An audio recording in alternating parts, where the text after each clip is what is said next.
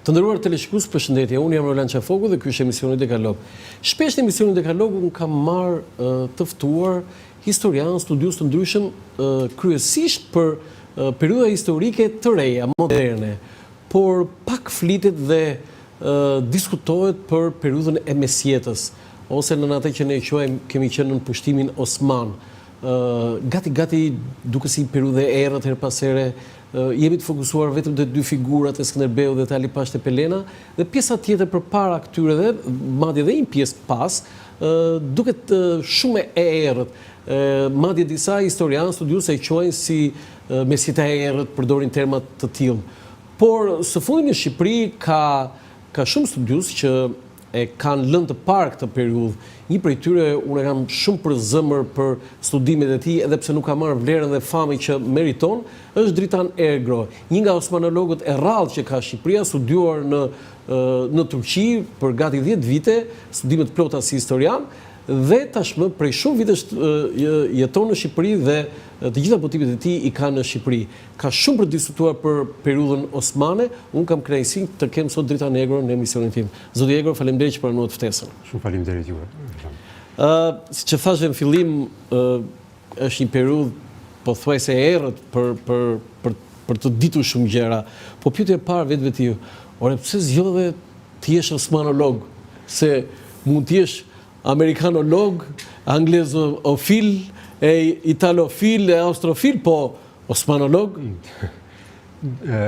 Kjo ka të bëjë me faktin kur fillova studimet e larta universitare këtu tek Fakulteti i Filologjisë, atë vit në 87-ën u hapën 3 gjuhë të rralla, ose kurset që ishin atëherë, njëra për greqishtën e vjetër, kryesisht e destinuar për arkeologët, gjermanishtja, ishte mod në atë kohë sepse po hapeshin albaniet me Gjermaninë, dhe turqishtja. Përgjithsisht pati një numër shumë të madh studentësh që u kanalizuan te gjuhët e para. Ke turqishtja shumë më pak dhe aty e pash për herë të parë që këtu ka diçka që nuk shkon. Shumë interesante kjo. E dyta. Do të thonë se kishin nuk e kishin shumë për zemër. Për zemër. Edhe kjo dukej edhe perspektiva e kësaj fushë studimi. Së dyti, marrëdhënien me lindjen unë e kam shumë të herët, sepse i përkas gjeneratave të fundit që në shkollë ka bërë rusisht. Ju keni bërë rusisht? Unë kam bërë, po, rusisht, e kam vlerësuar shumë dhe e dua shumë atë gjuhë. Dhe fal rusishtes kam bërë dhe kalime ke bullgarishtja dhe ke serbo-kroatishtja. Pra, shfryzoj literaturë lirshëm edhe në gjuhët e tjera slave. Kështu që unë e njoh lindjen dhe për batut, shokët e mi të asaj gjenerate më thoshin kur të gjithë ne duam të shkojmë drejt perëndimit. Ti shkon drejt lindjes. Ti përshë drejt këtij. Po unë isha student i historisë. Dhe e kisha pikasur që kishte një vakum për studimet dhe për ndikimet që vinin nga lindja, sepse thosha, s'duam, kjo është një periudhë që e ka kaluar i gjithë Ballkani. Dhe në gjithë Ballkanin, po i veçoj periudha të tjera, po periudha osmane ishte trajtuar shumë errët ideologjikisht, sepse shtetet kombe u ngritën si anti-perandori. Dhe duke u ngritur mbi konceptin shtet komb, duke mohuar periudhën e mëparshme, detyrimisht ajo mbetej e errët, e keqe, me të gjitha epitetet që mundin. Dhe këtë trashëgimi e kemi pasur edhe neve. Dhe kur vim deri në vitin 90, duhet të thënë kjo, gjatë periudhës komuniste, është studiuar, por jo ngritur në ato nivele siç u vlerësuan periudhat e tjera të historisë Shqipërisë. Sepse për ideologji, për lindje orient, plus edhe u kputën lidhjet me perandorinë, humbja e njerëzve që dinin gjuhën, dënimi atyre që kishin lidhje të forta me perandorinë. Kishim osmanolog në atë kohë? Jo profesionist në kuptimin kështu, po kishim njerëz që kishin mbaruar shkollat e perandorisë osmane. Mustafa Kruja ka qenë një ndër ta. Kishim Rauf Fico, diplomati, ambasadori i ministrisë jashtë. Vina, shtetarët, një kastë tërë. Po jo, po si studius? Studius profesionist, jo, se edhe perandoria s'kishte në atë kohë. Vetëm ata mendimtarët e viteve 30, si Branko Merxhani, tjerë, vetëm ata kishin. Ata ishin, po ata më tepër merreshin me Turqinë e Re dhe me Shqipërinë e Re. Po, dhe kishin atë neo-shqiptarizëm, por që kishte një vokacion dhe një frymëzim edhe nga. Nuk shikonin shumë prapa. Absolutisht. Shikonin përpara më shumë. Dhe kur këtë proces e filloi Republika e Turqisë që ta hiqte qafe të shkuarën, sepse do të deshte të dukej europiane në sytë europianëve që i impononin modelin europian të jetesës. Po kështu Greqia që kishte alergjit, themi, në ato, Serbia dhe vendet e tjera, sepse ngrini shtetet e tyre nga zero, të themi, kur vinte puna ke Shqipëria, shqiptarët e kishin studiuar, kishin lidhje, por u krijua kjo ndarja dhe kur erdhëm në vitet 90-ore, lidhje historike kemi, po nuk i jepte njeri rëndësi. Jo, lidhjen logjike, nga vjen kjo lidhje. Okej, dhe ju shkuat për studime në për studime pas universitare në Universitetin e Ankaras dhe në Universitetin unë kam shkuar në vitin 93 kam filluar. Do të thënë ju punuat këtu në fillim? 2 vjet në Institutin e Historisë. Punuat në Institutin e Historisë dhe nga aty direkt shkuat në Ankara. Në Ankara. Dhe sa vjet studuat atje? 10 vjet. 10 vjet. Po çka ke bërë 10 vjet atje si mjek? Studimet plota të gjuhës osmane, studimet master, studimet doktoratur dhe gjeta mundësinë që atje të merrem dhe me gjuhën frënge. Tani sa gjuhë tuaj? Disa gjuhë. Tani është e domosdoshme. Shqip, rusisht, bullgarisht, serbokroatisht, i përdor të gjitha gjuhët. Turqisht, osmanisht. Po. 6 tjetër. Frëngjisht, anglisht edhe italisht përdor. 9. Shiko, atje pash një gjë. Tani prit dala se nuk mund të kaloj kështu se në di dhe në një tjetër ta bëjmë 10. 9 gjuhë, ti flet 9 gjuhë? Jo, nuk flas. Ti përdor. I përdor. Sa e bukur ke i përdor. Kam parasysh se çfarë duke thënë. I përdor dhe prandaj sepse kur shkova atje pash që duhen përdorur gjuhët e të gjitha kancelarive që kanë ndikuar në historinë e perandorisë osmane dhe në historinë e Ballkanit dhe në historinë e Shqipërisë. E kuptova, tani nuk e pasur frikë se unë po të kisha mik, shok e tjetër do thosha ti je bër turk. Shiko, për mua si Turqia, si Shqipëria, si Europa është objekt studimi. Jo, lere objekt studimi, tani ndihesh një çik turk? Shiko, atje kam pasur një përkraje shumë të madhe. Do 93-2003. 2003. Atje jetova atje në Ankara? Po. 10 vjet. Po. Ua. Një nga kryeqytetet më të rinj të botës. Pikërisht. Edhe Ankaraja nuk ishte kryeqytet kur u shpall kryeqytet. Dhe u ndërtua gradualisht në 1900 23-shin. Pastaj edhe më vonë gradualisht. Qyteti i bukur dhe i madh, gjigant, po i bukur. I bukur, është i ri. I ri, e dallo që është i ri. I ri.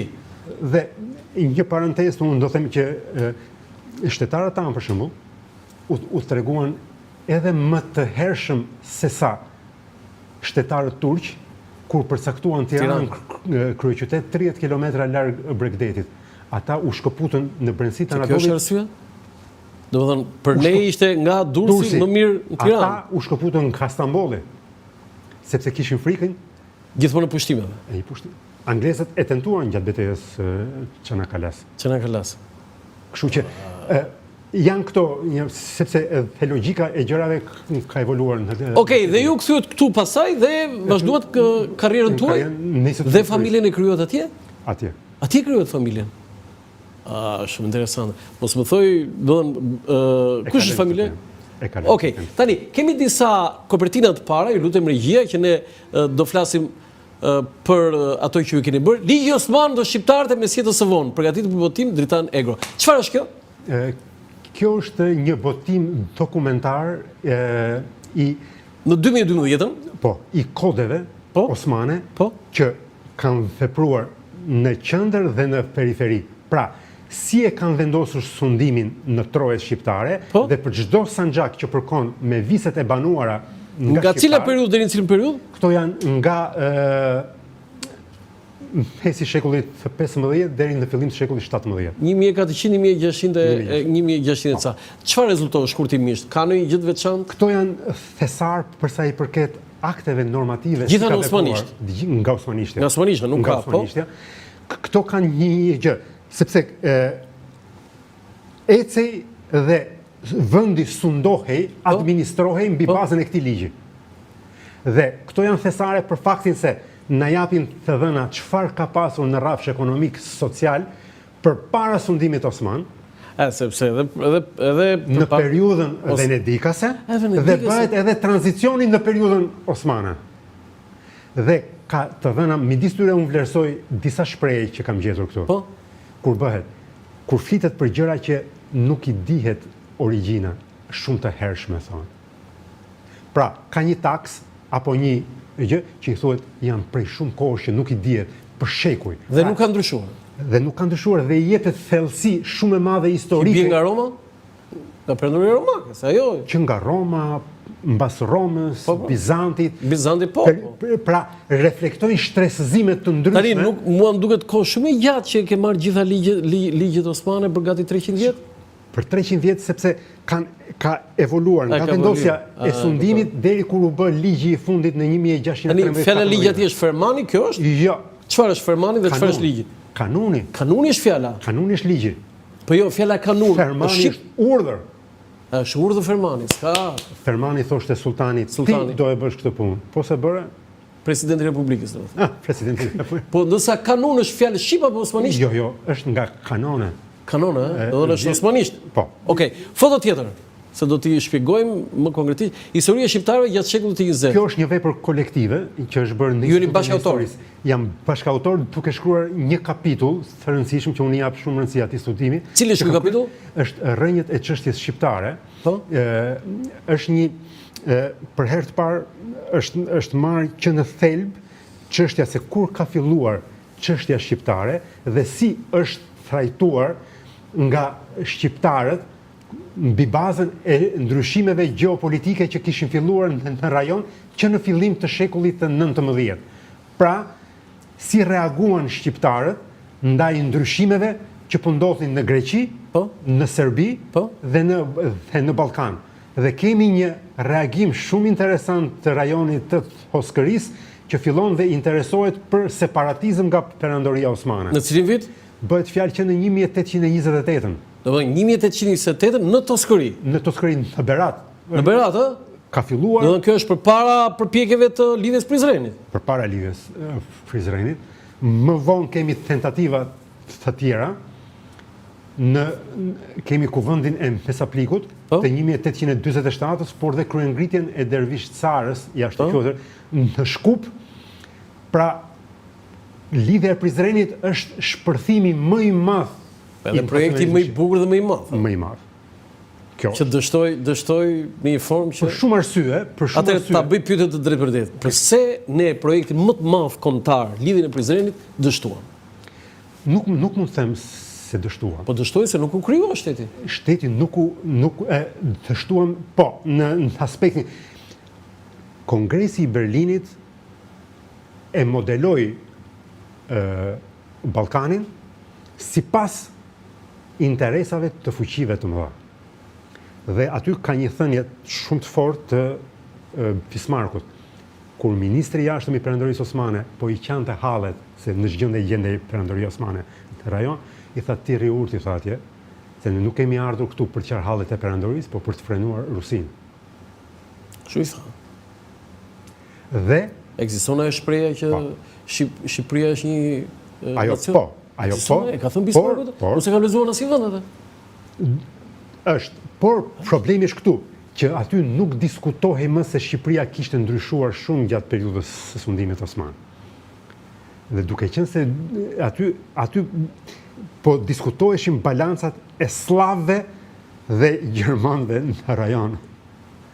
Dhe këtu tashti shtroi shqiptarët në shumicë myslimane si do pozicionoheshin. Dhe në këtë kuadër e kam thënë dhe vazhdoj që ta them, miku dhe armiku më i madh i Shqipërisë ishte Perandoria Osmane. Miku dhe armiku? Po, tentonin të shkëputeshin. Po mik, sepse nuk kishe fuqi të madhe nga pas shpinës që të mbante. Asnjë fuqi e madhe në atë kohë nuk interesoi për fatin e shtetit shqiptar. Edhe kush interesoi? Turqia. Perandoria e mbështeti lidhjen e Prizrenit. Ose i preu kokat. Pastaj kur doli jashtë kontrollit, sepse Perandoria kishte interesa jetike gjeopolitike që fillonin nga Adriatiku. Do të dhe i duhet shteti shqiptar, po i duhet edhe ta kontrollon. Bravo. Kjo është. Kjo më del shumë llogaria këtu zoti Egro, po. Kjo prandaj ne mbetëm në thojzat të fundit. Sepse Prandaj ata ishin mbetëm të vendosur dhe në semafor. As te dhe këte. Me çdo kosto. Ngelëm në semafor për faktin se shtetet fqinje ishin ngritur goxha mirë në momentin që ne u shkëputëm nga. Dhe ishim të fundit de facto. Po pse ishim të fundit? Të fundit mbetëm sepse perandoria nuk na lëshoi deri në fund për arsye gjeopolitike. Tani, do kthehemi sërish aty, po kam një pyetje thelbësore. Ishte ka një diskutim që më duket absurd. Ishte pushtimi Osman. Do të ato 500 vjet. Nën pushtimin Osman, gati 500 vjet. Ishte pushtim se disa ka teori që i kanë lexuar atëherë që thonë jo, nuk ishte, po. Vetë Osmanët po për zgjerimin territorial që bën, po e them kështu me term të paanshëm, për zgjerimin territorial që bën deri në Adriatik, kanë përdorur disa terma. Nga plaçkitje, nga inkursione, nga invazion dhe deri te ngavnjimi. Ngavnjim? Ngavnjim. I Islamit mbi botën e krishterë. Janë të gjitha. Pra, për mua është vendosje sundimi perandorak. Nuk është pushtim? Pushtimin e ka brenda. Është më lart thoni? Siç ishte pushtimi bizantin, pushtimi romak, pushtimi i Aleksandrit, a ishin pushtime i Napoleonit, i Hitlerit. Pra, këto ishin, por kur vazhdon për shekuj, ajo është sundim perandorak siç ishte dhe për serbët, dhe për grekët. Pse se thua plotësisht po ishte pushtim? Jo, shiko, e ka brenda fazën ushtarake. Po Janina është dorëzuar me marrëveshje, Berati është dorëzuar me marrëveshje. Po çfarë bënin ata që do vriteshin? Por de facto a ka pasur marrëveshje. Po pushtim është. Nëse nga ana semantike e mendojnë që është kështu mund të jetë. Për mua është sundim, vendosje, erdhi një perandori e re. Pra, erdhi një strukturë e cila po zgjerohej në kufi të pamadh dhe Shqipëria nuk ishte stacioni i fundit i saj. Se shkuan deri në Hungari dhe deri në Vjenë. Deri në Vjenë, po. Tani, pyetja tjetër po thelbësore. Po. Kjo perandori e dyta më e madhe mbas perandorisë Romës. Është kjo, jo e treta, se është Bizanti. Është Roma e Islamit. Kjo është Roma e Islamit, ha? Roma e botës islame. Roma e botës islame. Që ne sigurisht ishim një provincë dhe ishim atje në cep. Pse na ka lënë vetëm 35 ura? Ore ku janë godinat? Ku rinin këta ofiçarët edhe administrata? Ku rinin? Unë s'kam para asgjë. Ju keni parë gjë? Administrata këtyre rinte në qytetet që mbanin emrat e sanxhaqeve. Për shembull? Sanxhaku i Shkodrës. Po. Sanxhaku i Vlorës me qendër në Berat. Ku i kishin? Në Berat. Ku në Berat? Më thoi godin që kjo është e perandorisë osmane. Godin administrata. Shtëpite... Ku? Shtëpit janë shtëpi? Fal, Konaku. Ku janë Konaqe? Konaku ishte në Durrës. Konaku i Sanxhakut. Ja, dhe atë një që... Ajo është e re, ajo është e re, po, ajo është e re. Po Konaki thosh. Unë po flas për qendrat e sanxhaqeve. Qendrat e sanxhaqeve. Zoti Egro, më fal që po ta bëj si ngacmim këtë. Jo, lutem. Më thuaj një godin në 1912, kur u shpall pavarësia, që kjo godin ishte administrata e Turqisë, e perandorisë osmane. Atëherë, arkivat qytetare të Beratit, që kemi dokumentacionin për qytetin, kanë qenë të depozituara në myftinin e qytetit. Sepse aty funksionon të Kadiu, i cili ishte edhe kryetar bashkie, edhe gjykatës. Në myftini, më mirë, po themi një hierarkinë më të lartë. Pikërisht pra, kurse qendrat, këta shtëpit ku rinin Sanxhak Bejlerët, kanë qenë edhe vendet ku priteshin. Po jo, por kishe një administratë aty, ose gjykatat, ose gjitha këto... Ke myftinia. S'ka, aty të myftinia gjitha. Po, ke myftinia i kishin. Po prap godina ku është? Ati ku... Në 28 nëntor, vetëm ajo ishte doganës ku vendosi qeverini Ismail Qemali. Dëgjoj tash. Se vetë flamurin e ngritit e shtëpia vetë. Imagjino, s'kishe godin Shqipëria. Tradicionalisht, familjet e mëdha i kanë drejtuar edhe inqësit administrative osmane. Sepse ata i deleguan autoritet këtyre familjeve nga që kishin autoritet të trashëguar në shekuj. Dhe familja Vlora këtu ka një nga elementet më të fuqishëm dhe më të rëndësishëm të saj. Prandaj kishte një pranim jo vetëm pan-shqiptar, po shumë më gjerë të autoritetit të saj. Dhe qyteti i Beratit kanë qenë sunduar dhe administruar i gjithë Sanxhaku nga familja Vlora. Nga familja Vlora. Familja Vrioni është e vonë. Po, është më vonë. Dhe familja themeluan edhe familja Vlora. Dhe përballë qytetit Vlorës të Beratit është një fshat, Velabishti. Po, Velabishti. Atje kanë pasur edhe vilat verore që qëndronte Vlorajt. Bili Ismail Qemali që dhe deputeti i Skraparit. Edhe i Vlorës. Edhe i Beratit, po.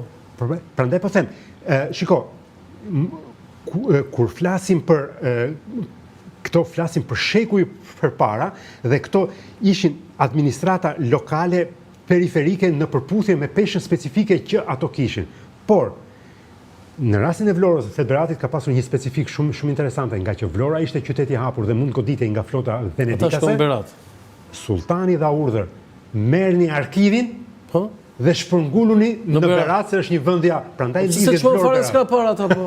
Se e kishin akoma më të sigurt. E lan në Berat dhe prandaj Berati mori atë hov zhvillimi urban dhe prandaj ajo ka qenë një nga qendrat më të rëndësishme të botës shqiptare të asaj kohe. Për këtë arsye. Kjo është arsye, ha? Kjo është arsye se është me periudha të shkurtra është administruar në mënyrë ekskluzive nga familja Vlora. Dhe Vlorajt janë shumë të thellë në Berat. Dhe çka qenë më interesantja ka të bëjë me faktin që Vlorajt kanë qenë edhe në qendër kryeministra dhe administrator në Shqipëri, në zonë. Dek të asaj kanë qenë edhe atje. Po mirë, ai qyteti ndërtuar me ato shtëpi një me një dritare që Indro Montaneli në 40-ën kur erdhi këtu e quajti edhe Walt Disney, tha nuk do të ishte, tha nuk do ta kishte bërë kaq bukur. Gati tha po nduket sikur e ka bërë Walt Disney, tha këtë. Është mrekulli. Është një vepër. Si, di diçka. Kjo duhet parë, ka një qytet homolog në Anadol, një të vetëm. Si Berati? Si Berati. Kush është? Safran Bollu. Ke qenë besoj atje. Qyteti i Shafranit. Shafrani ajo Bima. Ajo Bima. Po është si Berati? Si Berati. Tani kush është më i vjetë, Berati apo? Berati shumë i hershëm. Më i hershëm. Kjo arkitekturë që ka marrë është rezultat i një procesi gradual, por që me intensitet shumë më të lartë gjatë periudhës. E kuptova. Ecim se kemi shumë gjëra. Foto tjetër? Histori dhe ideologji, një qasje kritike studimeve osmane në historiografin moderne shqiptare. Po ky libër për çfarë? Ja, ky është libri.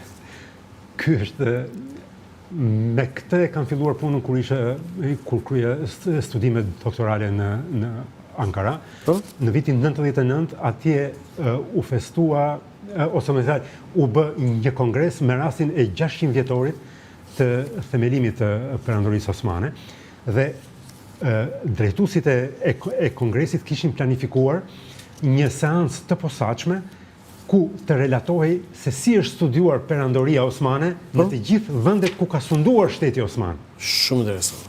Dhe nga çdo vend kishte një përfaqësues dhe aty më besua mua që të flisja se si është trajtuar dhe studiuar deri në vitin 99 Perandoria Osmane në Shqipëri. Tani Perandoria Osmane sa e kishte gjatësinë?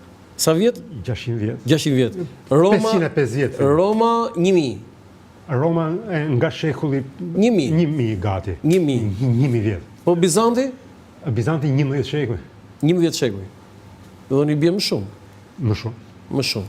Do të thonë janë perandori që të gjata pa njohjen e të cilave koha këtë po më tregon që edhe historia e Perandorisë Osmane je i pamjaftueshëm, po të merresh vetëm me dokumentacionin osman, vetëm mos futesh më thellë brenda, sepse gjen shumë praktika shtetërore, sociale, të gjitha rrënjët e të cilave janë shumë më thellë. Tani më e forta më e madhe ishte Romake, e dyta Bizanti, e treta Osmane? Sepse u vendosën mbi njëra tjetra. E kuptova. Edhe deshën, por duhet të thonë kjo, Perandoria Osmane ishte një aksident. Ishte një zgjerim i botës islame në kufi të pamendueshëm edhe për ta. Sepse në momentin që ata u zgjeruan, gjetën një vakum dhe kushte perfekte për të realizuar. Ra Bizanti, Ballkani ishte në kaos, ra dhe Stefan Dushani. Prandaj quhen aksidentale? Në një farë mënyre historikisht është aksidente. Dhe territori kush ishte? Ata deri në Anadol kishin thesynimin e Konstantinopojës kishin të merrnin. Po. Por ata pa një gjë që ishte geniale. Nuk mund ta mbanin dot Konstantinopojën pa mbajtur Ballkanin dhe Anadolin. Dhe ku arriti shtrirja e saj? Lart deri në Hungari. Prit. Në momentin që morën Konstantinopojën, ata kuptuan dhe një gjë tjetër. Nuk mund ta mbanin dot Konstantinopojën pa kontrolluar detin e Zi dhe detin e Gje. Po detin e Adriatik? Adriatiku ishte më në periferi për momentin. Anadol, Ballkan, deti Zi, deti e Gje, dhe prandaj ai Sultan Mehmeti II thoshte jam mbreti i 2 kontinenteve dhe i 2 deteve. Mbi këtë bazë, këto janë territoret core lands të perandorisë osmane. Dhe arriti pasaj që vetë Napoleoni thoshte nëse bota duhet një shtet, kryeqytet duhet Stambolli? Konstantinopoja. Stambolli. Konstantinopoja. Deri në cilin vit u quajt Konstantinopojë dhe kur pasaj u quajt Stamboll? Jo, turqit në gjuhën e përditshme përdorin termin Stamboll, i cili nuk është turqisht. Është Istimpolis, drejt qytetit, kur u rrethua të gjithë juturën Konstantinopojës, sepse ishte i pasur dhe për të marrë diçka nga qyteti. Kurse Konstantinopojë e përdorën edhe osmanët në dokumentacionin zyrtar. Po pra, se kjo më ka bërë përshtypje. Sepse kishin konceptin e vazhdimësisë së perandorive. Po kur filloi me emrin Istanbul? Ata Istanbul edhe kanë përdorur dhe Islambol. Islam vend me shumë musliman pastaj. Ka disa versione. Islambol, ë? Po. Boll, që them ne boll i konsiderueshëm. Por elita drejtuese ishte shumë e vetëdijshme që u mbivendos mbi shtrecizimin bizantin. Dhe mori shumë nga tradita shtetërore perandorake bizantine. Okej, domethënë shtrirja ishte në Hungari lart? Nga Hungaria në Yemen, nga Gjeorgjia deri afër Marokut. Deri afër Marokut. Prandaj edhe sot Vjenën nuk e morën. Vjenën 2 herë e rrethuan, por nuk e morën. Po nuk e morën. Po, foto tjetër. 2 herë kaluan. Tani, ky është libri që unë pëlqej më shumë, ti sigurisht që librat janë si fëmijë. Po këtu tani do të ndalemi pak, 3 jetët e një qyteti, unë them që ti ke përmbysur historinë e Tiranës. Tani ti marrim me radhë. Tirana ka një histori zyrtare që është themeluar në 1614, aty ku sot është Partizani pa një orë, Suleman Pash Bargjini nguli një shpatë edhe tha ky do jetë qytet me bazë një fermani, një urdhri. Dhe pastaj pak legjenda ka aty, Salman Pasha i prishte natën, ky ndërtonte një furbuke, një xhami dhe një diçka të tillë, një banjo, diçka të tillë. Ai prishte natën dhe pastaj doli një ferman dhe i preu kokën Salman Pashës. Unë në librin 100 vrasjet më të bujshme në historinë e shtetit shqiptar kam shkruar, ka një gjë interesante. Tirana është ngritur mbi një vrasje. Ju e përmbysni këtë histori? Jo, mua më rezulton që është shumë e thellë. Shumë e thellë për faktin edhe unë desha që ta pranoja një gjë të tillë. Por një gjë ishte fakt që pse në këtë datë u themelua dhe jo më përpara një qytet. A lidhe pikërisht me një ngjarje të tillë apo është proces më i vonë? Se si ishte më i vonë, po ishte më i hershëm. Tani, problemi ishte që Tirana ka disa gjurmë, rreth rrotull është e rrethuar me kështjella. Por mbi të gjitha ka një specifik që nuk është marrë aq parasysh. Themeluesit e kryeqytetit e Tiranës ishin shumë të vetëdijshëm që një nga komponentët kryesor pse vendosin që ta bënin kryeqytet Tiranën ishte fakti që është kryqëzim rrugësh. Ajo simbol atje është që është pika ku takohen pothuajse të gjitha rrugët kryesore. E ke fjalën për vitin 1925? 1920-ën. Jo, 20-ën ajo ishte aksidentalisht fare? Jo, absolutisht jo. Ata burra nuk gabonin, nuk bënin zgjedhje. Jo. Nuk ka një vendim të Kongresit të Lushnjës. Dhe ti mendon që Ahmet Zogu dhe Aqif Pash Elbasani e tjerë hoqën dorë nga qytetet e tyre për ta bërë këtë rastësisht jo. Jo, po në Durrës ata kishin dalë me Mitralos, po janë kujtimet ato janë të shkruara. Dakord jam, por ai është shënjua tha Tirana kryeqytet. Si e përktheni ju këtë? U shënjua. Të thash disa vite para se ta bënin edhe shtetarët turq Ankara. Jo, ajo ishte argument shumë i fortë dhe mua më pëlqeu, një logjik. më bindi shumë ajo, por rastësisht Ahmet Zogu ishte për Durrës, shkoi në Tiranë. Atëherë, them edhe një fakt tjetër që të bëjt mendohet. Alfabetin latin shqiptarët e pranuan 20 vjet para turqëve. Kjo është mrekulli pastaj, kjo nuk Në është. dy komponent ne jemi pararendës të Turqisë së re. Për sa i përket.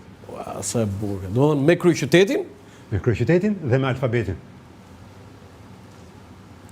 Mirë, unë po them që 1925. Kur vim këtu, ajo është vendi ku ndërpriten të gjitha rrugët kryesore të...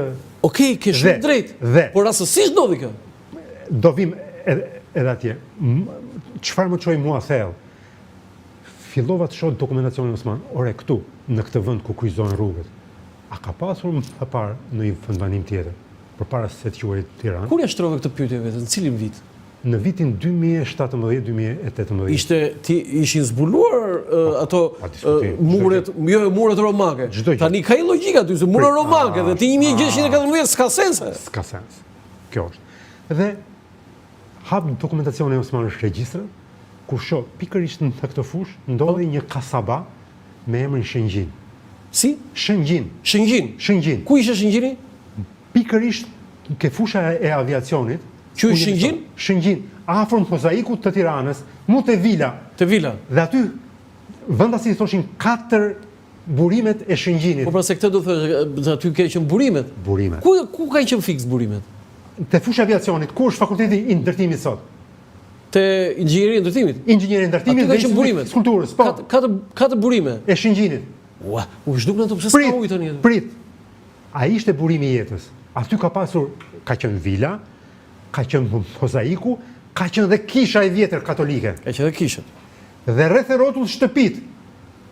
Ka pasur dhe një peshore publike në kohën osmane dhe para osmane. A quhesh qytet kjo? Ka pasur një treg. Po ishte pasur treg, pastaj e hedh poshtë komplet pastaj. Me status. Në cilin vit? Në 1000, shiko. 1580-ën. 1580 kjo? Po. Shëngjini dhe më përpara, në gjatë sulmeve për krye. Shëngjin, jo shën.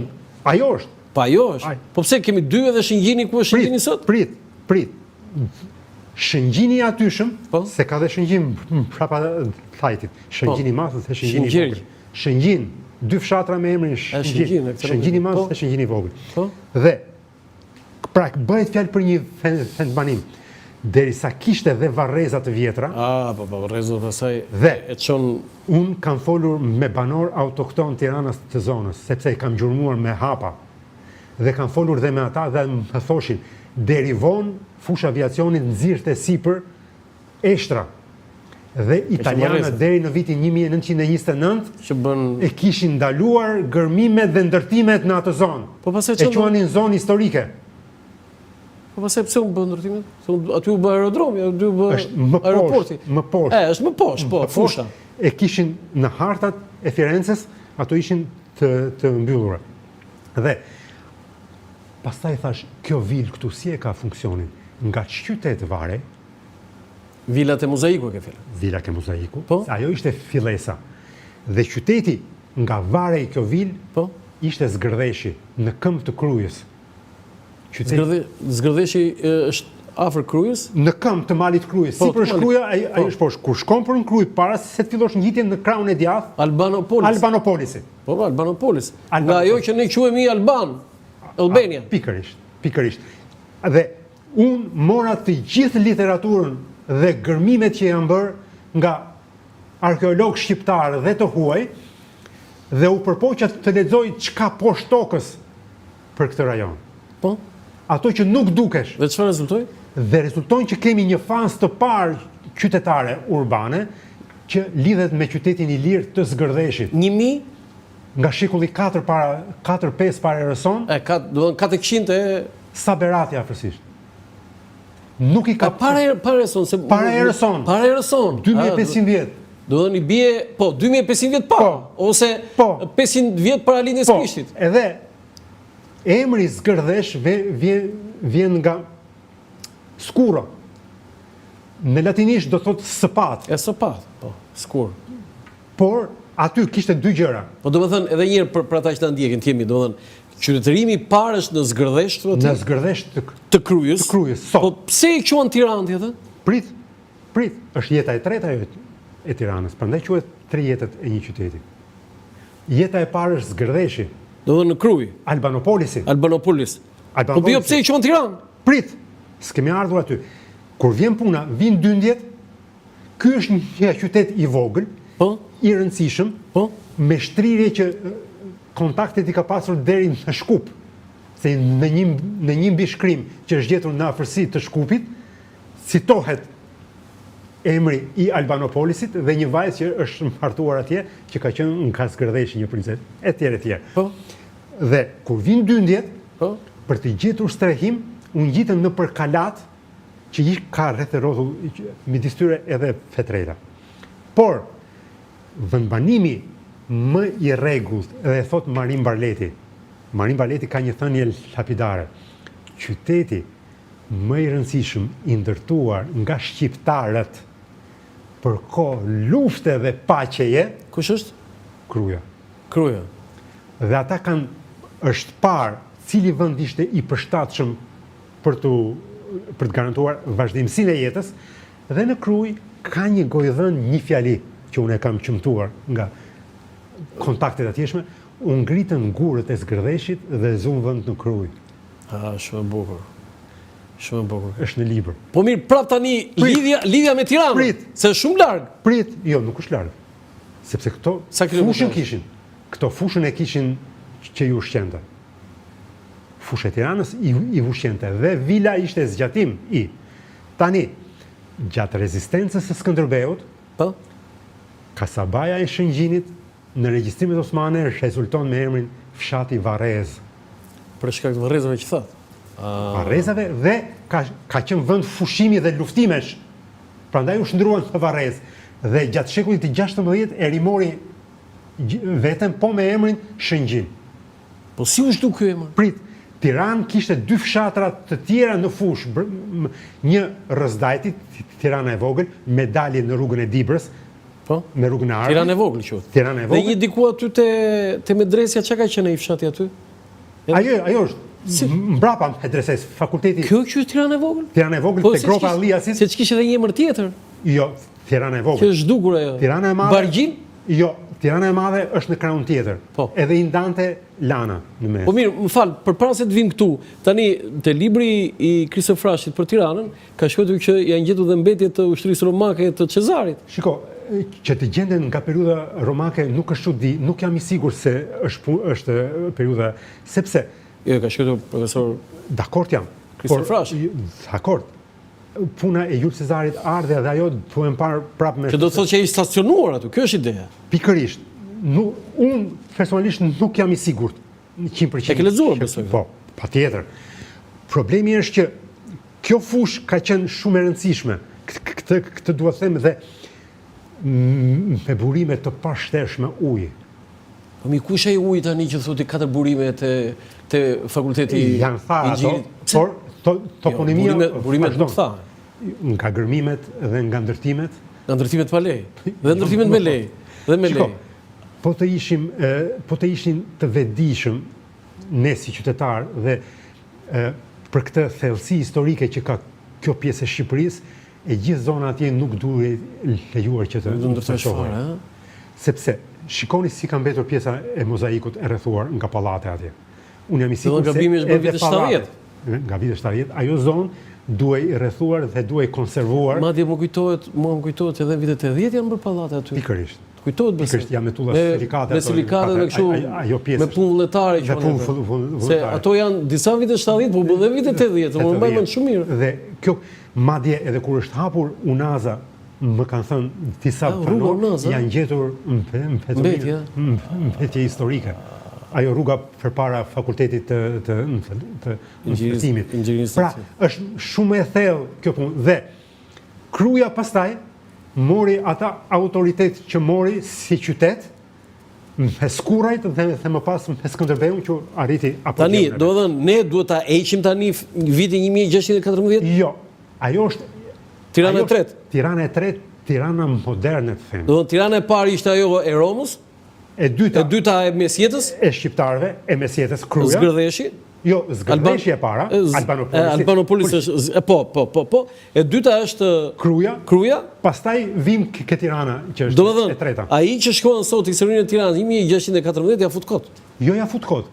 E ka nisur vonë. E ka nisur vonë, por është etapa e tretë e historisë. Themi ne gazetarët, ka shkuar vonë në vendngjarje. Ka shkuar vonë. Është ndërtimi i xhamisë së vjetër. Po.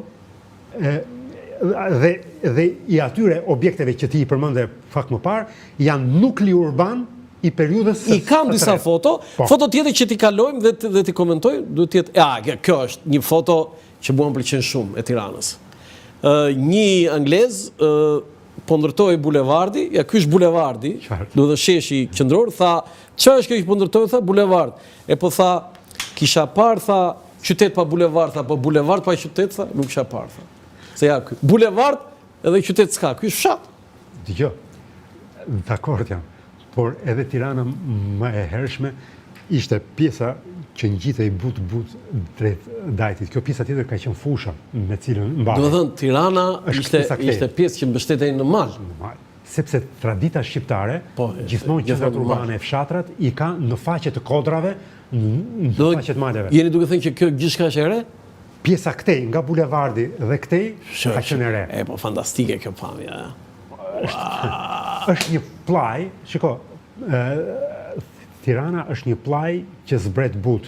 Zbret but, Dhe zbret but, dhe fusha e aviacionit është jo vetëm vendi ku takohen të gjitha rrugët që shkojnë, sepse, shiko, është rruga që shkonte në Lezhë Shkodër.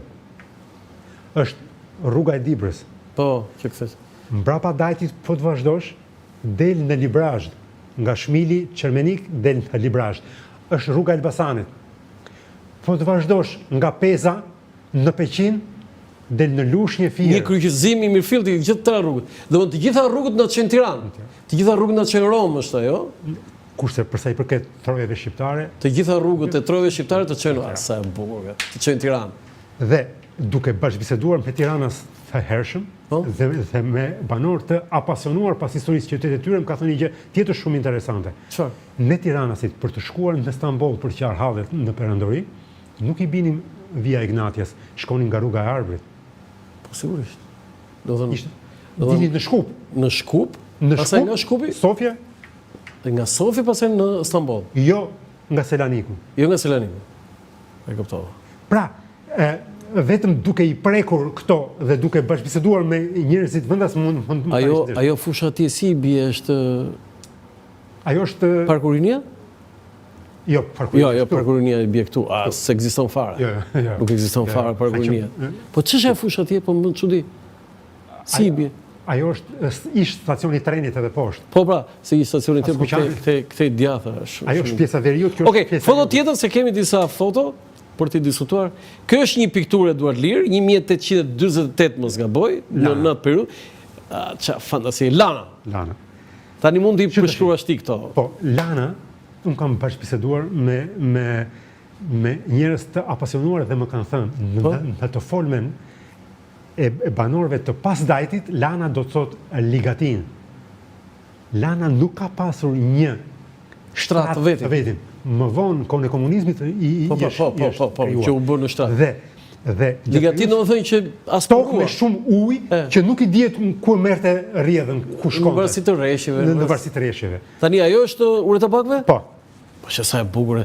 Kjo pema këtu që mua do të thënë kjo pemishte mund ta quash fantastike. Sepse në atë kohë është menduar shumë edhe për hijeshinë e qytetit dhe për hijet. Po sa e bukur, sa e bukur. Dhe ka shërbyer edhe si vend prehje. Po është sa bukur dhe veshjet më shkoj se Eduard Liri karakteristike. Po shumë pemë fisnik, jo njerëz kështu.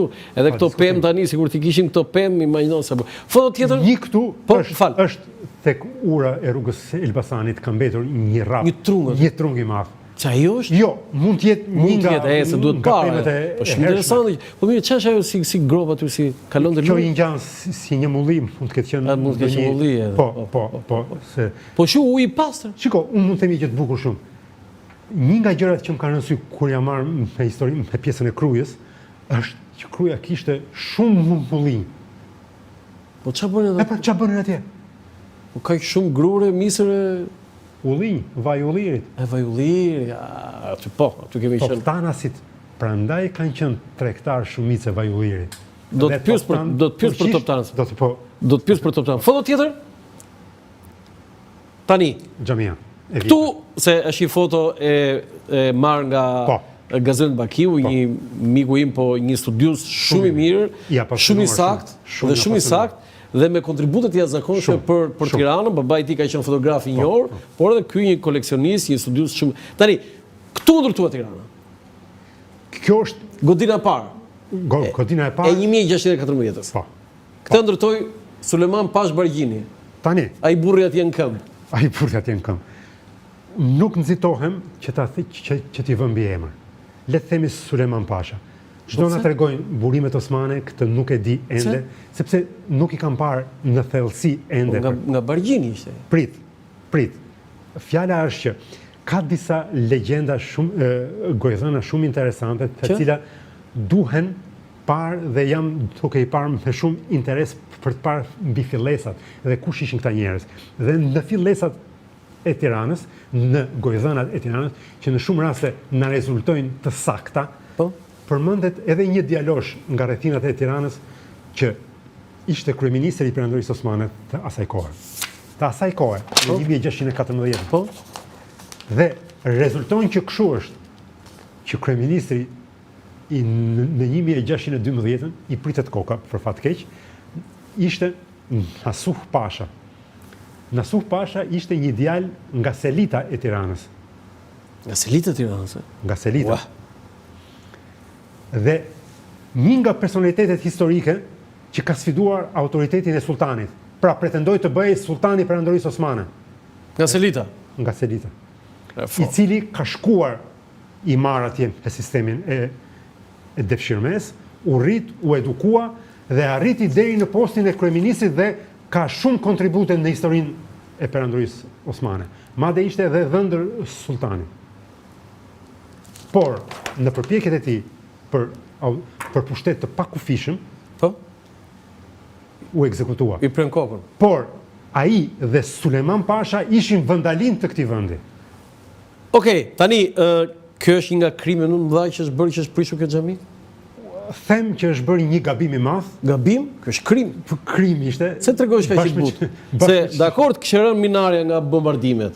Po ajo mund të restaurohet. Mund të restaurohet dhe ishte monumenti kryesor kulturor dhe urban i Tiranës. Rrënja Tiranës. Rrënja Tiranës. Dhe të shkatërrosh këtë, të vësh partizanin pa njohur atje. Kjo është. Dhe banjot publike që njiheshin kohën e Veroshës ishin hamamet. Që njerëzit si ishin hamamet ato? Hamam ka qenë. Nuk ka qenë pjesë, nuk u ndërtuan. Edhe furri bukës, edhe tregu kanë qenë një ansambël pastaj. Një ansambël. Dhe sepse ka qenë për higjienën e meshkujve dhe femrave që vinin faleshin këtu, futeshin në hamam njerë që pastroheshin pa legim. U bë gabim që u mbyllën banjat? Edhe gabim ishte, mund të restauroheshin, megjithatë kishin qenë kohën e komunizmit u lanë kështu si pislik ishte. Kjo ishte, po ato ishin pjesë. Se Dirama i ka mbyllur ato. Ishin pjesë e një ansambli dhe nukli urban i Tiranës moderne, themi, ishin këto ndërtesa. Okej, foto tjetër? Tani kjo është turbja e Kaplan Pashës. Shiko, Kaplan Pash Toptanit. Po. Tani, për gjithë ata që ndjekin, Toptanët ne kemi perceptimin janë Tiranës. Toptanët nuk janë Tiranës. Janë Krutan. Janë Krutan. Ata kanë ardhur më shpejt se ty se mua, kanë ardhur nga 200 vjet përpara. Tani, mund ta tregosh shkurtimisht se është historia e zakonshme. Se ne kalojmë aty, se vetëm kjo ka ngelur. Ne kalojmë aty dhe nuk e dim që çfarë histori ka. Tani mbetet ende për të studiuar me dokumenta, por e rëndësishme është që Tirana i mbijetoi në rrafsh urban, u zhvillua dhe sepse dhe mund të shuhej. Mund të shuhej? Mund të mbetej fshat i vogël. Por u bë qytet, megjithëse rreth e rrotull kishte Krujën, Durrësin dhe Elbasanin. E kam thënë këtë. Po e rrethuar. E rrethuar nga 3 qendra shumë të rëndësishme. Shumë të rëndësishme. Kruja me atë histori shumë të hershme, Durrësi dhe më të hershme, Durrësi është. por dhe Elbasani Kur Durrësi ishte qytet, Parisi nuk ishte stacion kuajsh. s'ishte fare. Stacion për të pushuar kuajt nuk ishte. As Londra s'ishte. As Londra, as Parisi. Shumë qytete tjera. Por i mbijetoi për shumë arsye, sepse ishte kryqëzim rrugësh dhe aktiviteti tregtar ka qenë shumë i rëndësishëm. Dhe në fund të shekullit të 17, fillimi i shekullit të 18 kanë filluar në dokumentacionin osman të shoh një shprehje që thuhet Kazaja e Krujës ose Tirana. Po ç'është kjo Kazaja e Krujës ose Tirana? E Kazaja- njëjta gjë. Ja, e njëjta gjë. Kazaja e Krujës ose Tirana? Shumë e rëndësishme, gjatë shekullit të 16 në literaturën osmane thuhej Sanxhaku i Ohrit dhe Ohri shihte nga Bregdeti këtej dhe gjithë ky territor përfshihen te Sanxhakun e Ohrit. Por në dokumentacionin perëndimor përdori edhe Sanxhaku i Ohrit ose Sanxhaku i Krujës. Koma më këtej domethënë. Kruja. Ishte. Sepse Kruja ishte aq e fuqishme ekonomikisht dhe nga pikpamja historike sa për perëndimin Kruja ishte qendër Sanxhaku. Dhe që të arri Tirana mbas 80-90 vjetësh t'i rëmbej emrin Krujës, E jashtëzakonshme është. tregon Kush e bën këtë? Topijët, toptanët? prit. Dhe në këtë kohë, kjo tregon që kemi fazën e zbritjes graduale të familjeve nga Kruja në Tiranë. Dhe kryesorët ishin toptanët? Dhe në fund të shekullit të 16, pa u themeluar Tirana, në Krujë gjejmë mbiemrat e disa familjeve që më vonë bëhen tiranase, para toptanase. 1580. 1580. Gjejmë familjen Konçi. Konçi janë nga Kruja, ha? Familja Mara. Mara nga Kruja? Nga Kruja. Janë të zbritur nga Tani, Kruja në Tiranë. flasim për Kaplanpashën, për toptanët. Erdhën toptanët. Në cilin vit? Vonë kanë ardhur. Vonë kanë ardhur sepse, thash, aktiviteti i tyre kryesor kanë qenë tregtar me shumicë të vajit të ullirit. Kruja është e rrethuar nga ullishta. Shumë të hershme, madje 500 vjeçare. Ka një ulli, se më pretendoj që ka një ulli që është 2000 vjeçar. Atë jo, një koleg më tha që Instituti Bujqësor ka bërë disa studime për sa i përket ullinjve të Krujës dhe dalin drurët shumë të hershëm. Sa? 500 vjeçar. Kaq deri këtu. Aq. Në Afinë është në Greqi është një 3000 vjeçar, këtë nuk e di. Rekord. Jo, që është rekord dihet ajo. Këtë nuk e di, por dhe vin toptanët këtu. Tani toptanët janë pasardhës të topijeve. Ka një legjend, një gojdhën e cila duhet verifikuar. Jo, një studim që është bërë nga ende nuk kam ardhur aty. Thomas Frasheri, ai e ka. Ende nuk kam ardhur aty, sepse është dokumentacioni për fat, dokumentacioni osman është sistematik dhe i bollshëm. Sistematik dhe i bollshëm. Dhe në cilin vit erdhi Kaplanpasha? Duhet këtë ardhur 1800? Nga mesi shekullit të 18. Dokumentacioni osman nuk flet. Afër 1800. Më shumë, më vonë. Më vonë 1800 e ca? Po.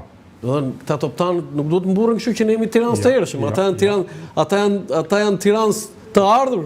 Familjet themeluese të qytetit, në dokumentacionin osman në 1614 dalin Reçët. Reç. Po. Farka. Ti themi këto se do kënaqen ata që do Reçi. Farka. Hasa. Të paktën këto të treja po më kujtohem për momentin. Kurse familjet Reçi, Farka, Hasa janë ata që kanë themeluar Tiranën. Janë familjet T'jeni krenar Rada. Dhe është shumë interesante. Dhe Rada. Që në vitin 1500 Reçi, Farka, Hasa, Rada, 4 familjet që kanë themeluar Tiranën. Janë ndër familjet e hershme të Tiranës. Familjet më të hershme themeluese të Tiranës. Dhe në 1614 në fshatrat, në 1580 në fshatrat me emrin Tiranë para themelimit, më del një person historik me emrin Veli Rada. Veli Rada? Veli Rada. Në cilin vit? 1580. Veli Rada Ramet Past, gazetari, humoristi që ka ndruar jetë, radiokronisti i sportit, komentatori i sportit, do thëmë mbas 500 vjetës që ishë ngjallur emri dhe mbiemri. Tani Kaplan Pasha se vdes për këtë histori. Saktësisht mbetet për ta eksploruar. Po mirë, erdhë do të Kaplan Pasha për të zotruar Tiranën, 4 djem u martuar me 4 vajza? Ata ishin shumë të fuqishëm ekonomikisht dhe erdhën, por duhet të s'po e merrnin dot. S'po e merrnin dot Tiranën. Sepse familja e Sulejman Pashës jo vetëm themeloi qytetin, por kishte edhe patronazhin ndaj qytetit. Po. Dhe ishte familja që respektohej si familja drejtuese e qytetit. Po tani 4 djemë ti me 4 vajza të kujt? Po, të këtij. Të kësaj familje. Të pasardhësve të Sulejman Bargjit? Jo të Tembeut. Jo, të Tembeut. Është më vonë e Tembeut. Është më vonë. Do të pasardhësve të Sulejman Pash. Do të 4 djemë të këtij u martuar me 4 motra. Ishte një nga rrugët për të ardhur për të hapur. Ky ishte një teknik për të pushtuar Tiranën. Do të për gjithë ata që nuk e dinë. Si është pushtuar Tirana nga toptanasit? 4 Kaplan Pasha. Le të mos përdorim këto termat e egërt të pushtimit. Po mirë pas si e mori Tiranën Kaplan Pash Toptani. 4 djemë të tij martoi me 4 vajzat pasardhësve të Sulejman Bargjinit, i cili ishte themeluesi i Tiranës dhe pastaj ndodhi dhe masakër. Jo, prit tash. Unë do të them një gjë tjetër. Do bëj një analogji për të kuptuar se si funksiononin këto gjëra. Patronazhin e qytetit të Beratit, deri në kohën e vrasjes së Ali Pash Tepelenës, e ka pasur familja Vlora. Po, e that. E tham. Por, si u zëvendësua familja Vlora nga familja Vrioni Berat? Omer Vrioni, i pari tyre, i hapi rrugën ushtrisë osmane në Pind për të eliminuar Ali Pashën. Dhe ajo krijoi aleancë me perandorinë osmane. Paska qenë si ngushticë e Hormuzit. Dhe ata, për të ulur autoritetin, për sfiduar autoritetin provincial të pa diskutueshëm të Vlorajve në Berat, quan këtë familje në Berat. E kuptova. I dhanë ofiqe pushtet, e balancuan, dhe prandaj një nga arsyet pse Vlorajt u shkëputën më pas nga Berati kaluan në Vlorë, ishte kjo sepse në Berat perandoria njohu autoritetin e Vrionasve. Po, foto tjetër. Prandaj edhe zëvendësimi i elitave ka lidhje me 500 vjet histori nuk mund t'i bëjmë dot kaq shpejt. Tani, Skënderbeu ishte një figurë jo thjesht shqiptari më i madh heroi kombit, po një figurë internacionale që do t'i bënte nder çdo kombi, por ne jemi kryelart. I pranuar nga të gjithë si një figurë. Vetëm vepra numërohen 500, vepra artistike numërohen 500. Tani, e para, kam një pyetje kështu që, ore, kaq i madh ishte Skënderbeu, po logjika do që edhe ata që kishin rreth rrotullit nuk kishin të mëdhenj, se s'mund të jesh i madh ti me Zeqinen themin e rreth rrotull. Perandoria osmane këtij i tha Bukshkal. Kështu të thoshin ty në shkollë, Jo, mua jo. Si të thoshin ty në shkollë? Është tjetër gjë. Jo, pa prit se ke bërë 10 vjet atje. Se mos ke turqizuar, se kemi çuar për të. Tani si të thoshin profesorët ty, ç'e ishte Skënderbeu? Skënderbeu është njeriu që i njihte më mirë osmanët. Kështu thoshin profesorët. Kjo ishte thelbi i kësaj rezistenca e tij ishte e suksesshme sepse na njihte shumë mirë. Në historinë zyrtare të Turqisë, si shkruhet për Skënderbeu? Bukshkal. Është shkruar kjo? Shkruar. Në cilën histori kush është autor? Akademia e Shkencave? Jo. Kronikat osmane të shekullit 15. Bukshkal, Bukshkal. Ua. Sepse ki bërë një studim mbi këtë fjalën? Kishte ngrënë bukën e tyre, dhe ngriti krye kundër tyre. Ai që hante bukën e dinastisë osmane duhet të jepte edhe jetën për. Ky nuk e bëri një gjë të tillë. E morën peng ata. E morën peng, e rritën, e edukuan, e shkolluan, u bë strateg shumë i madh. Dhe kur erdhi puna, u largua prej tyre për të realizuar projektin që kishte vetë. Dhe nuk pranoi të ishte gurshau, po lojtar shah. Si ishte kaq i madh? Pse ishte kaq i madh Skënderbeu? Ai ishte individ i talentuar, i lindur i tillë. Po pse ishte edhe diplomat, ai ishte. Jo, po prit. Prandaj u vu dhe emri nga osmanët Iskender. Iskender. Aleksandri i Madh. Aleksandri i Madh dhe Bej. Imagjino çfarë emri ka. Aleksandri i Madh. Po pse i vund pikërisht Aleksandrit i Madh? Duke parë vizionin që kishte ky njeri si shtetar, diplomat, ushtarak, njeri politikës, pra për të ringjallur atë që ka bërë Aleksandri i Madh në lindje dhe në perëndim. Sepse shqiptarëve të konvertuar në islam dhe që ju bashkohuan osmanëve, ju vun dhe emra sipas karakteristikave që ata shpalosnin. Sipas edhe karakteristikave. Dhe rreth e rrotull ti kishte edhe të tjerë të mëdhenj? Pa diskutim, sepse çdo familje mesjetare shqiptare, fisnike, potencialisht ishte aftë të krijonte formacionin e vet, pse jo shtetë edhe më shumë. Po si arriti Skënderbeu, kjo më ka bërë përshtypje që bëri një rebelim, erdhi këtu dhe 25 vjet e mbajti këtë vend? Po prit, lexom me kujdes për kujtesën e Gjon Muzakës. Ai thoshte, ka një gjë, ishte më i Zoti, më i fuqishmi, më i miri ndër ne. Bëri një dy luftim Skënderbeu? Sa duhesh. Këtu. Ka qenë. Atje po. Ku me ka bërë këtu? Si këtu. Këtu në luftra këtu 25 vjet. Me Osmanët? Po. Patjetër me komandantët dy luftim. E Kekem Harim Barleti ishte shumë i fuqishëm edhe ushtarakisht. Madje, duke qenë se njihte shumë mirë taktikat osmane të luftës, ai paralajmëronte e keni ke Barleti, po ta lexoni me kujdes. Jo, unë e kam studiuar edhe për shkak të formimit tim që ai madje nuk qëndronte fare në Kalan e Krujës, me ato 200 kalorës, me ato 200 Po të ndjekësh, ai e dinte mirë taktikën osmane të stepës, luftën. Dhe i paralajmëronte mos i ndiqni nga pas se keni kurth. Ata sulmonin, tërhiqeshin, ku armiku duke mos i njohur i sulmonte sikur po iknin në Arati, këta i rrethonin dhe i godisin me gjitha gjërat. Dhe ky e dinte këtë punë dhe i dilte përpara i thoshte mos i ndiqni nga pas. Në çfarë gjuhë komunikonte Skënderbeu? Kam përshtypjen që duhet i dinte të gjitha gjuhët e mëdha të kohës. Slavishtën duhet të njihte nga krahu i mamas. Tani mamaja ti Vojsava nga ishte? Duhet të qenë nga familjet slave të Maqedonisë sot me të veriut, por që të Shqipërisë lindore. Sepse shqiptare? Jo, për mua është slave. Për ju është slave? Slave. Vojsava? Vojsava. Po? Ka një gjë. Dhe gjuhët e Skënderbeu cili ishte? Latinishtja?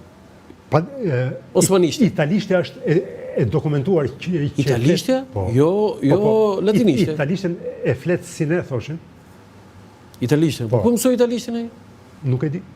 Ajo duhet parë, turqishtën po e po. Osmanishtja? Gjuhën turkes, asaj kohë. Po? Edhe greqishtën. Greqishtën. Dhe gjuhët e mëdha të kohës, ai ka ditur. Problemi është që zotërit shqiptar të viseve lindore, kam pasur në gjirin e tyre dhëndur apo nuse, ose greqisht folse, ose slavisht folse, dhe me martesat dinastike dhe me Bizantin. Prandaj, Nikola Jorga e thot me shumë të drejtë, shumë herët, që ishin familje shqiptaro-slave, shqiptaro-greke, thoshte. Sepse në gjirin e tyre kam pasur, sepse ishin martesat dinastike, dhe duke qenë martesat dinastike si paj, merrnin territore dhe zgjeroheshin. E kuptova. Kështu që ka qenë në traditën dhe në raportet shtetërore të kohës këto që kanë qenë pjesë e njëra tjetrës. Sa fe ndroi Skënderbeu, sa fe përdor? Fesimet e mëdha. Do të thonë, ortodoks kishte lindur.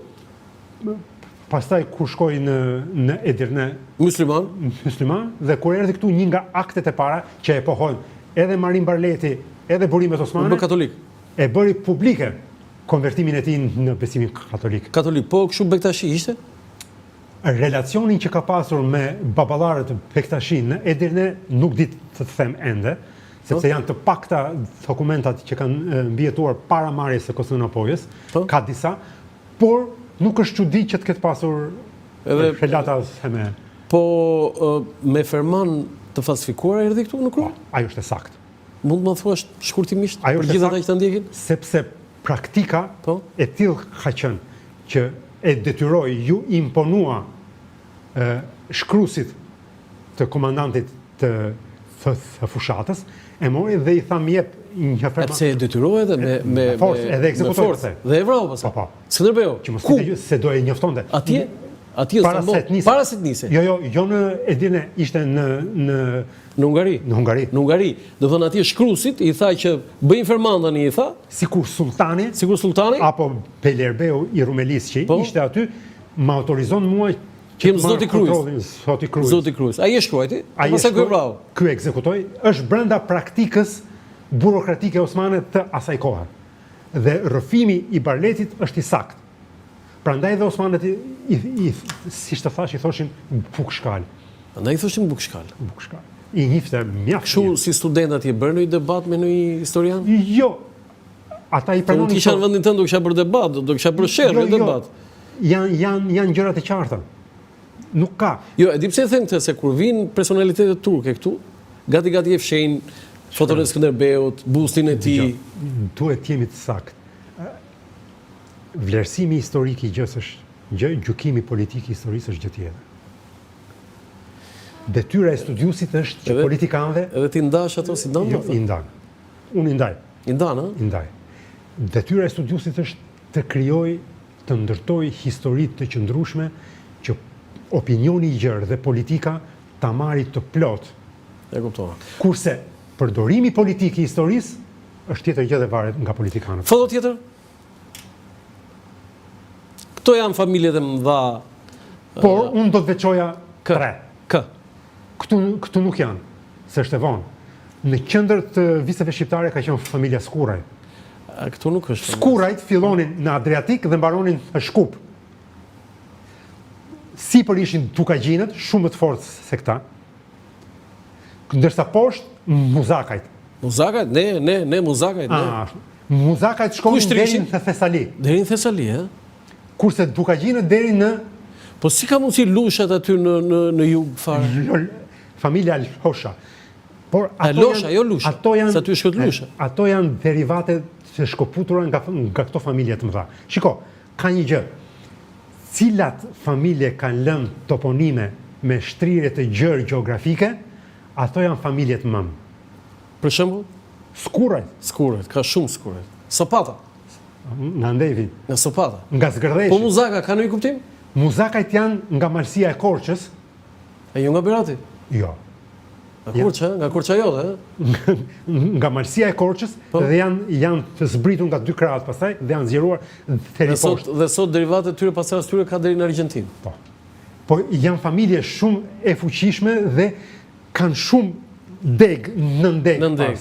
Kastriotët janë më të vonë. Janë më të vonë, kastriotët. Janë më të vonë. Por kanë qenë tej mase agresiv. Kastriotët, Shumë. E kuptova. Foto tjetër? Tani kjo është një karikatur, në momentin që ne po shkëputeshim nga Perandoria Osmane, po shiko tani më bën përshtypje zemra, do të thonë Perandoria Osmane kë kishte, zemra një ishin shqiptarët. Dgjoj. Ma shpjego pak këtë se një osmanolog vetëm ti mund ta shpjegosh pak bukur. Unë do të them vetëm këtë. Dyshi çai bie ajo, mushkria. Bagdad, Iraku, 3 Jemeni, 4 Siria. Jemeni 3 çai bie stomaku. 4 zorr Siria. Ajo është si mëlçia aty anësh. Kush, 3? 3. Apo jo. Po themi mëlçia. Po ne zemra më. Zemra e Perandorisë Osmane ishin shqiptarët. Dgjoj. Një gjë është fakt që imazhi negativ, por që me të vërtet i keq për Perandorinë Osmane filloi mbas vitit 1850. Sepse deri në 1850 drejtuesit kryesor të sanxhaqeve shqiptare kanë qenë shqiptarë. Prandaj Ali Pasha ishte interesuar në ndërtime publike. Prandaj Vlorajt ishin të interesuar në ndërtime urbane. Prandaj Bushatllint ishin perfekt në marrëdhëniet ndërfetare katoliko-muslimane në Shkodër, sepse interesoheshin për tokat e tyre. Tani këtu s'më del llogaria. Prit. Mbas 1850-s, mbas reformave të Tanzimatit, kur i shfuqizoi këto familje, ajo dërgoi njerëz që nuk kishin lidhje me këto troje, por që ishin të besuarit të sultanit deri në vdekje, për t'i mbajtur nga pikpamja gjeopolitike mos shkëputeshin. Po mirë, dakord, po si ka mundësi kjo Perandoria Osmane ka që mirë që thua ti? Jo, s'është mirë. Po jo, deri në 1850 ishte në rregull, po. Jo, ishte në rregull. E delegoi pushtetin tek vendasit. Po, për llogaritë e saj. Pra kishin një lloj, po the autonomie shtetërore qendrore. Dakor. Po. Ligji posaçëm për ndalimin e gjuhës shqipe asnjëherë s'e kam kuptuar. Dhe vetëm për gjuhën shqipe. Dëgjoj tash. Dakor. Dhe vdekje për çdo person që mban literaturë në gjuhën shqipe. Prit. Jo kjo një. Ajo që të flasim interesat, se ne gjykojmë sot nga interesat e shtetit kombëtar dhe e procesit të shtet dhe formimit. Po? Ne. Perandoria ishte nga pozitat e perandorisë së përjetshme, që nuk do të binte kur, ashtu siç besonte Roma dhe Bizanti. Jemi dakord këtu? Tash vim këtu. Problemi ishte që ata thoshin, nëse ju japim gjuhën si gjuhë shkolle, nesër do kërkoni autonomi, pas nesër do shkëputeni. Po mi pse vetëm për ne do bënin këtë ata? Sepse e para, çdo shtet tjetër ballkanik i krishterë kishte nga një fuqi të madhe nga mbrapa, që këta nuk e frenonin dot dhe do ikte. Dhe ne që ishim kështu. Bravo. Një, e dyta, për fatin ton të mirë dhe të keq, kemi toka nevralgjike gjeopolitike shumë të rëndësishme. Që ata me çdo kosto i donin dhe ne nuk ishim aq të për te i kohës Ali Pashës nuk e kishim më atë fuqi të shkoputeshim nga perandoria të vetëm. Po mira, në atë kohë kam një kundër argument tjetër. Urdhë. Përse ne kemi katedrë gjuhës shqipe edhe në Moskë, po, edhe në Shën Petersburg, në Amerikë e kudo dhe në Turqi s'kishim. Ka. Ka tani para sa vitesh u bë kjo? Sa vitesh. Po, mos kishën në Turqi ka sa shqiptar ka Turqia? Prit. Tashti. Kështu që ka diçka këtu. Jo. Ata e pranojnë milionat e shqiptarëve që janë atje dhe i konsiderojnë pjesë integrale të shtetit turk. Por Turqia republikane që u krijua mbi gërmadat e perandorisë, u krijua si shtet kombë në mënyrë artificiale. Dhe Ataturku falë reformave europianizuese kombë formuse, dhe për të e rëndësishme ishte te gazeta më e madhe turke, edhe sot e kësaj dite, Hürriyeti, ka një shprehje sipër. Türkiye Türklerindir. Turqia është e turqëve.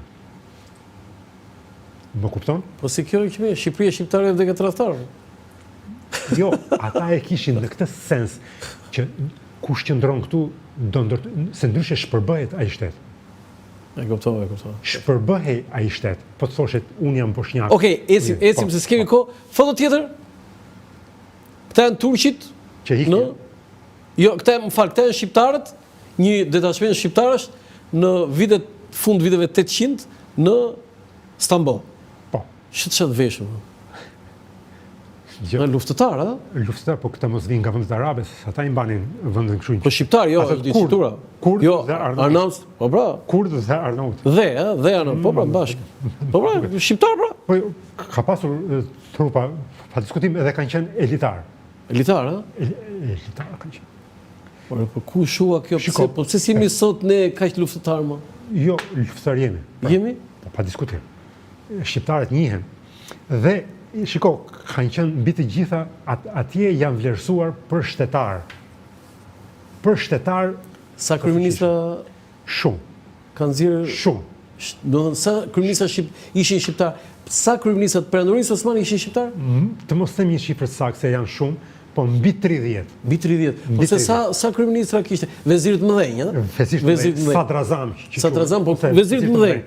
Do të thënë se sa ka pasur perandoria osmane? Mund të kenë pasur 100, se ata 130, nga këta 30 ishin shqiptar? Kanë pasur shumë, sepse ata që bënin, jo vetëm që ofronin kapacitetin e tyre, por edhe ndihmonin njëri tjetrin që të mbanin. Solidariteti etnik shqiptar është i evidentuar. Po ndonjë sultan me origjinë shqiptare kishte? Nuk mund të kishte. Nuk mund të kishte.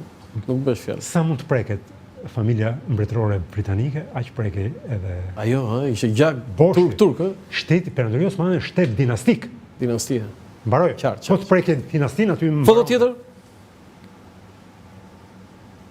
Edhe këtu shqiptar, këta duken që janë shqiptar. Ë? Janë. Këta duken që janë shqiptar. Këta në Istanbul. Duken, dallohet. Ja edhe me qeleshe, me plis, do shumë. Këta me të kuqe, këta, se në ngjyrë kuqe duhet jetë ajo. Ka regjimente, ka trupa shqiptare. Foto tjetër? Tani, pashallaku më i madh ishte Janinës? Edhe Bushathin nuk ishim pak. Nuk ishim pak, po. Por Ali Pasha ishte spektakolar edhe për lidhjet që krijojmë e Perëndimin. Ishte spektakolar, ishte një nga personalitetet më të rëndësishme të kohës dhe me një ndikim shumë të madh, me ambicie për të krijuar shtetin e tij dinastik, kryesisht në trojet shqiptare, por duke ushtrirë edhe me gjërë. Pas Skënderbeut, Ali Pasha është figura më lartë shqiptare në histori? Po, edhe Ali Pasha, ashtu si gladiatori, si ke filmin Gladiatori, ngriti pashallëkun e vetë, por asnjëherë nuk shkoi në Istanbul. Edhe kur e thirrën. Wow, si ishte kjo, si domethënë gladiatori, se e thot në filmin Gladiatori. Ai ishte një general Maximus me shumë grada etj dhe komandant i madh, po luftonte lart në veri. Në Rom s'kishte vajt asnjëherë, vajti vetëm kur si gladiator, domethënë si peng. Ali Pasha Pelena kishte si gladiatori. Edhe në Këshillin e Ministrave. Dhe nuk shkoi asnjë në Istanbul? Asnjëherë. Dhe ishte pashaj i madh.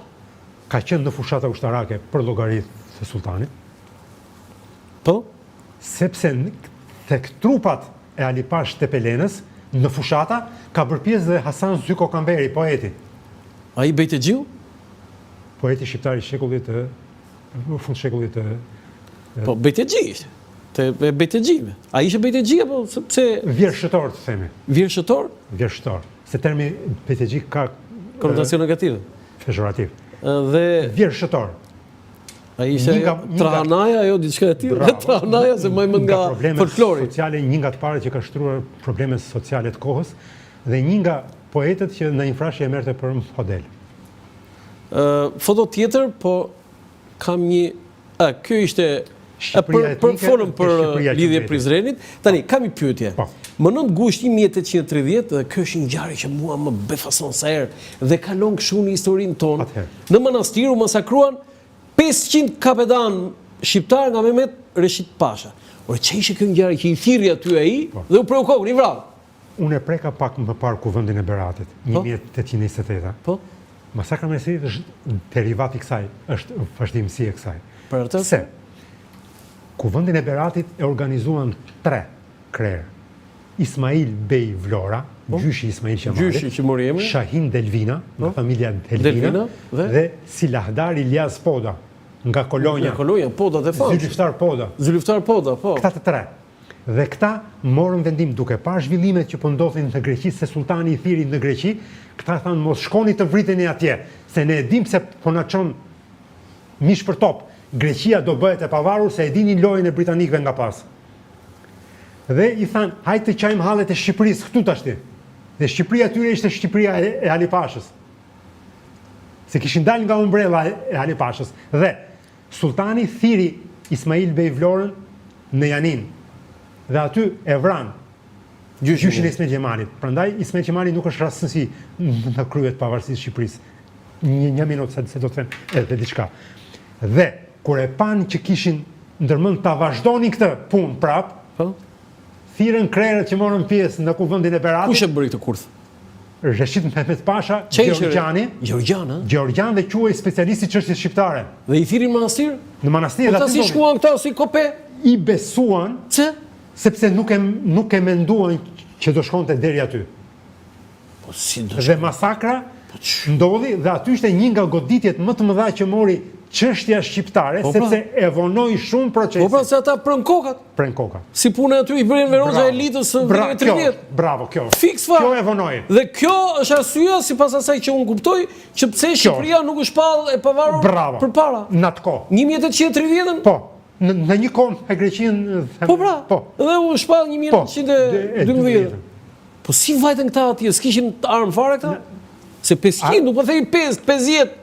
Jo, ishte e përgatitur.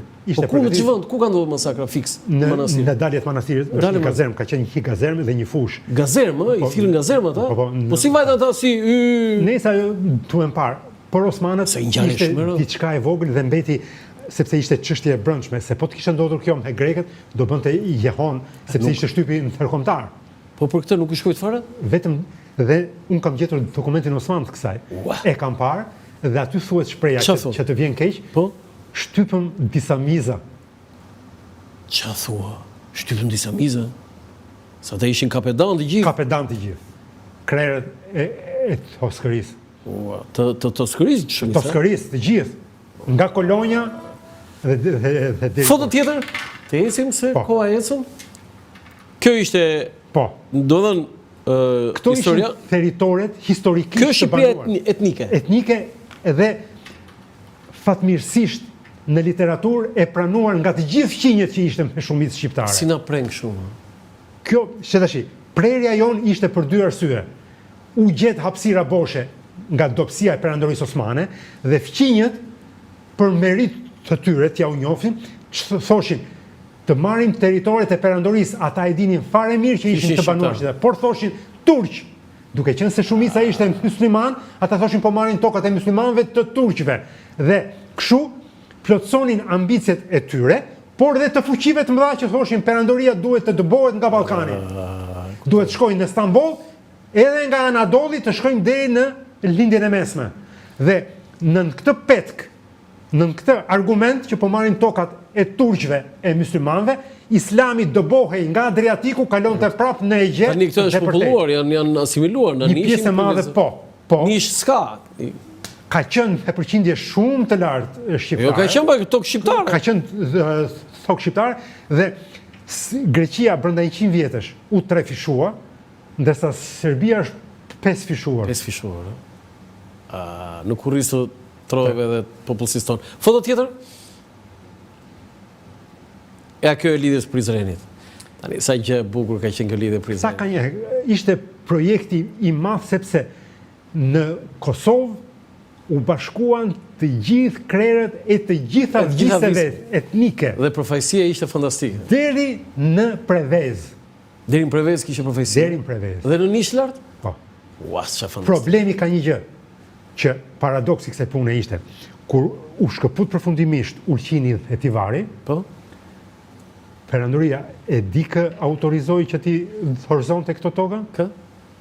Tjatin e Ferit Pazhvlorës, ose Syria Pazhvlorës.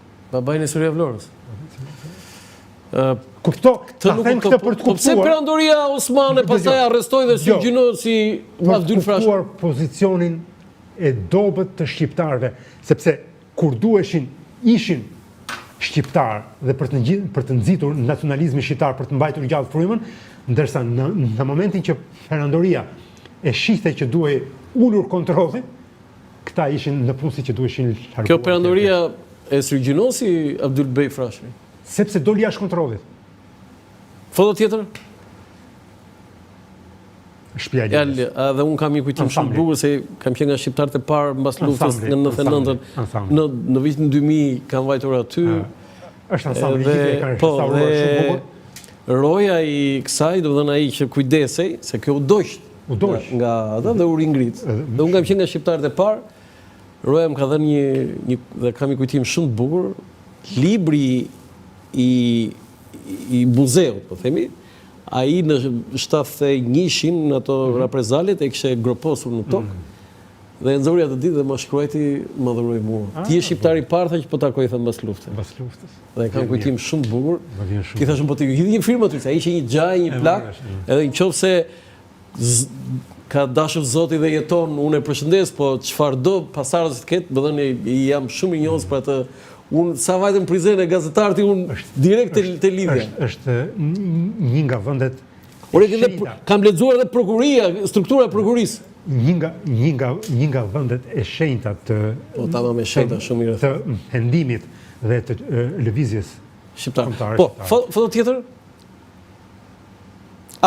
Ky është pak lokale, po jo dhe aq lokale. Ky është arkitekt Kasemi, shtater i Perandorisë Osmane. Ndonse ka pak lokalizëm në këtë, po më ka bërë përshtypje nga qyteza Grëmsh e Skraparit, një djalë atje, imagjino atje mes males, shkon dhe bëhet arkitekt, jo vetëm thjesht arkitekt i famshëm, shtater krye arkitekt i Perandorisë Osmane. Ç'ishte ky Mimar Kasem? Dgjoj, perandorit i jepnin mundësi njerëzve të talentuar që të ushtronin aftësitë e tyre, sepse ishin të interesuar në konceptin e tyre për të qenë të përjetshme. Roland, kjo duhet kuptuar. Pak ne perandorit i shohim si qenie të dhunshme. Jo, kanë pasur aspektin e tyre të jetëgjatësisë dhe të gjithë udhëheqësit e tyre kanë aspiruar për pushtet të pakufizuar dhe të përjetshëm. Dhe në këtë kuadër, këta njerëz që do realizonin këto monumente të mëdha, ju e jep të mundësinë. Pa diskutim. Dhe në këtë kuadër duhet vlerësuar edhe kontributi i elitës shqiptare që u integruan në strukturat e Perandorisë Osmane dhe arriti deri afër sultanëve, kanë qenë pjesë e shpurës së tyre dhe e vendimarrjes. Dhe si ky ka pasur shumë. Mirë, famën si arkitekt Sinani Elbasanit dhe arkitekt Kasemi Skraparit nuk ka pasur në këtë fushë flas. Unë po të zë emrin e një personaliteti që u bë Ivaz Pasha, që i konvertuar, nuk ja di emrin si e ka pasur përpara. Ka qenë NIP kryeministri, u bë dhe vetë kryeministër, por ka qenë një nga arkitektet kryesorë të Sultan Mehmetit parë. Ka qenë edhe shtetar, edhe administratori i qytetit të Bursës. Po që ishin këto talentuar? Njerëz të talentuar që perandoria i thithi se kishte nevojë për mendimin politik dhe komponentin shtetformues të shqiptarëve. E kuptova. Dhe kjo është, prandaj këta kanë gjetur vend. Ja ta tregoj foton tjetër, se lidhet po me këtë, foton tjetër, lutem. Ja, kjo është ura e Kasabashit. E Kasabas. Jo, ura është e Kasabashit. Kështu quhet, në kështu dim në qytetit. Kjo është në Çorovod, në qytetin e Çorovodës. Po pikërisht, ka qenë Kasaba. Ka qenë qytet. Po pse Kasaba, ç'është kjo sh? Bash është krye, kreu. A kreu. Po nuk ka kuptim. Kasabas. Kasabas. Po domethënë në çdo literaturë shkruhet e Kasaba. Ura e Kasabashit. Të gjithë shtetarët që u integruan, për të përjetësuar emrin e tyre, autoritetin e tyre, pushtetin e tyre, linin monumente të natyrave të ndryshme në vetëlindjen nga vinin. Ka qenë s'ke rregull kjo. Po. Do të thënë ky u bë arkitekt aty dhe bëri këtë urën këtu. Qyprilind ka ndërtuar në Roshnik të Beratit. Po, në Roshnik dihet. Një xhami. Po. Po edhe ky vetë ka ndërtuar edhe gjëra të tjera. Po pse? Arkitekt Kasemi.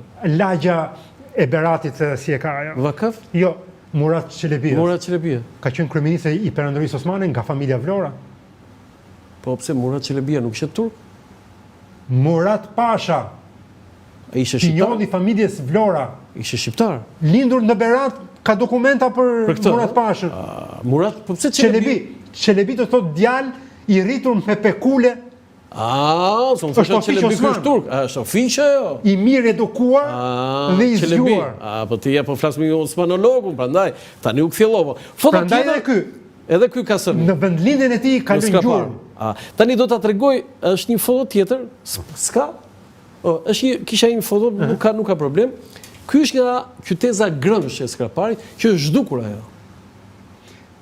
Nuk më çudit ky fakt, sepse për arsye nga më të ndryshme me kalimin e kohës, por Grëmshi me siguri ka qenë Kasaba me statusin midis fshatit dhe qytetit. Pse kështu që midis fshatit? Qendër urbane, e rëndësishme lokale, mund të ketë qenë qendër nahie e Tomorricës. Nahie, Nahie, kryeqendra në varësi të Kazasë së Beratit.